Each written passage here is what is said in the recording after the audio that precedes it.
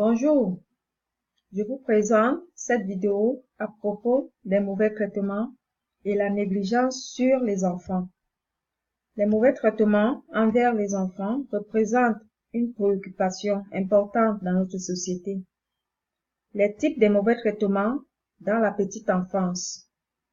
Les sévices dont sont victimes les enfants peuvent prendre 3 formes, dont l'abus sexuel, l'abus physique, les mauvais traitements psychologiques.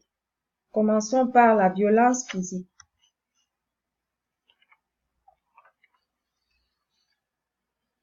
La violence physique, c'est l'action d'infliger ou tenter d'infliger des dommages corporels à un enfant. Exemple, discipline physique abusive, brutalité impulsive, irrationnelle, restriction physique excessive, privation physique excessive, secouer l'enfant.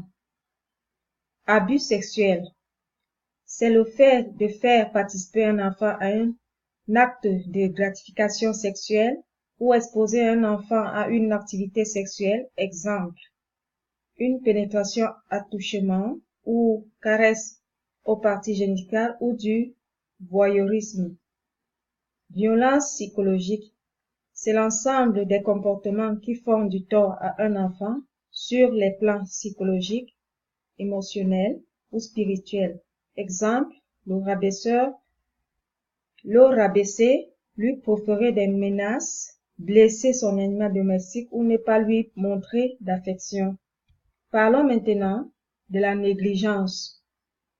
On entend par négligence toute situation dans laquelle les enfants ont subi des torts ou ont couru le risque de subir des torts parce que le fournisseur de soins a négligé de pourvoir à leurs besoins ou de les protéger.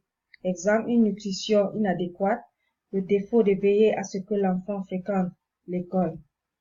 La négligence des besoins affectifs se traduit par le fait d'ignorer les tentatives d'interaction de l'enfant ou réagir à l'enfant de façon mécanique, éviter les contacts affectueux, les baisers et les échanges verbaux avec l'enfant. Par ces actes d'omission, le parent communique à l'enfant qu'il ne s'intéresse pas à lui et qu'il n'est pas disponible psychologiquement. Abordons maintenant les facteurs de risque. Différents facteurs de risque peuvent favoriser le survenu d'un mauvais traitement. Ils ne sont pas présents dans les facteurs culturels et sociaux, mais apportent une lumière suffisante dans la compréhension de maltraitance infantile au sens des foyers et familles. Les premiers facteurs de risque que nous allons aborder ici sont les facteurs de risque liés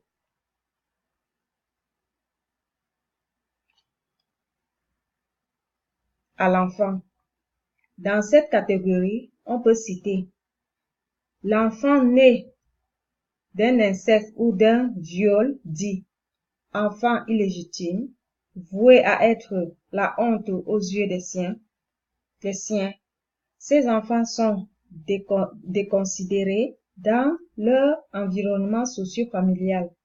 L'enfant souffrant des pathologies précoces ou des atteintes somatiques congénitales ou acquises et ou psychiques, entraînant des séparations mère-bébé. L'enfant présentant un trouble de comportement particulièrement éprouvant pour les parents et suscitant des réactions d'inclérance, trouble,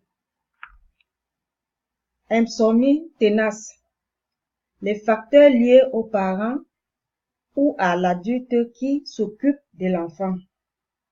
Dans cette catégorie, on peut citer les parents ou tuteurs ayant des troubles de personnalité, troubles de caractère, immaturité, instabilité, faisant usage d'abus d'alcool ou de drogue y compris durant la grossesse.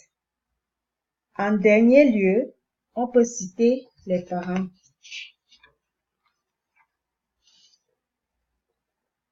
Auteurs de violences conjugales, conduisant à l'éclatement de la cellule familiale ou des violences entre d'autres membres de la famille. Facteurs de risques liés à la société ou à l'environnement socio-culturel. Certaines caractéristiques de l'environnement communautaire ou social sont associées à l'augmentation du risque de maltraitance des enfants. On peut citer entre autres le deuil récent ou l'abandon du conjoint pendant la grossesse. Dans certaines fratries, on signale des antécédents de mort subite ou suspecte inexpliquée, de déplacement ou de mauvais traitements sont aussi des facteurs de vulnérabilité. Les inégalités sexuelles ou sociales des familles monoparentales où une mère très jeune, un milieu défavorisé, chômage, difficultés ou aiguïté de logement. Le manque de logement approprié ou de services de soutien aux familles et aux institutions. On peut également citer le fait de connaître des difficultés financières, l'isolement par rapport à la communauté ou l'absence d'un réseau de soutien, une perte de soutien de la part de la famille élargie pour l'éducation de l'enfant, des taux de chômage élevés ou la pauvreté, la facilité d'accès à l'alcool et aux drogues. Des normes sociales et culturelles qui encouragent ou glorifient la violence envers autrui, y est compris l'usage des châtiments corporels, exigent un respect absolu des rôles sociaux dévolus à chaque sexe et amoindrissent le statut de l'enfant dans les relations parents-enfants. Des politiques sociales, économiques et de santé et d'éducation menant à des niveaux de vie peu élevés et à des inégalités ou une précarité socio-économique. Des politiques et programmes inappropriés pour parvenir à la maltraitance des enfants, la pornographie infantile, la prostitution et le travail des enfants, etc. doivent être bannis. La liste des facteurs de risque n'est pas exhaustive. Les quelques éléments rapprochés ci-haut donnent une idée sur les circonstances qui peuvent favoriser le survenu d'une maltraitance au sein d'une famille. Le personnel médical, social, éducatif, etc.